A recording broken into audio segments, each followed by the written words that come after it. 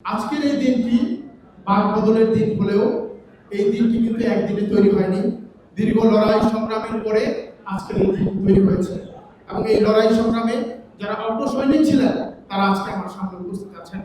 সংগ্রামী সাথী ও বন্ধুগণ, 5 আগস্ট কেন এসেছিল?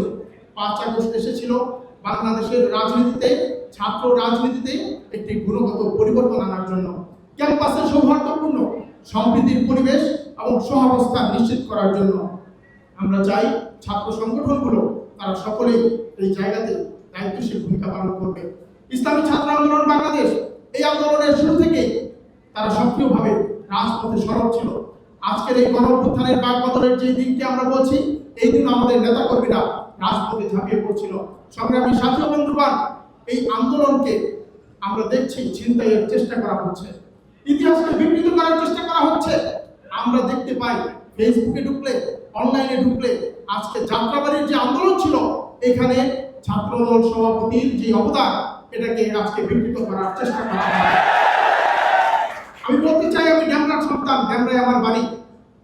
আমি সেদিন 4 আগস্ট দেখেছি সাধারণ মানুষের সাথে, সাধারণ ছাত্র জনতার সাথে ছাত্রদল সভাপতি রাকিব কিভাবে তৎকালীন সময়ে ফ্যাসিবাদের যে এমপি ছিল তার তাসের ঘরকে তছনছ করে দিয়েছে। অতএব ইতিহাস বিকৃত করার চেষ্টা আমরা সহ্য করব না, মেনে নিব না। একই সাথে সকলের অবদানকে জুলাই ঘোষণাপত্রে, জুলাই সনদে উল্লেখ করতে হবে। সংগ্রামী সাথী ও বন্ধুগণ, আমরা বলতে চাই, আজকে আমরা রাজনীতি করি, আমাদের মতের পার্থক্য থাকতে পারে, চিন্তার ভিন্নতা থাকতে পারে। এজন্য কখনো কখনো মনে হতে পারে আমরা হয়তো ভিন্ন হয়ে গেছি, আলাদা হয়ে গেছি।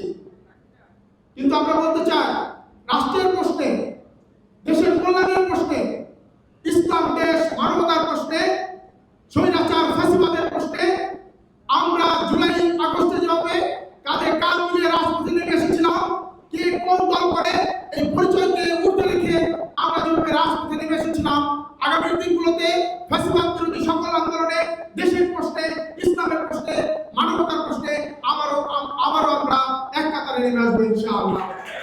প্রিয় সাথী ও বন্ধুগণ, ছাত্রদলের বন্ধুদের প্রতি আহ্বান করতে চাই, আপনারা বড় ছাত্র সংগঠন, আপনাদের দায়িত্ব অনেক বেশি।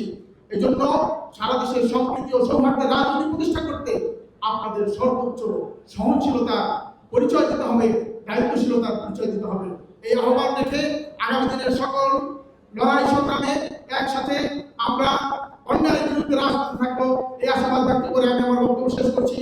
এত চমৎকার অনুষ্ঠান আয়োজন করার জন্য জাতীয়তাবাদী ছাত্রদলকে ধন্যবাদ জানিয়ে বিদায় নিচ্ছি। আসসালামু আলাইকুম ওয়া রাহমাতুল্লাহ।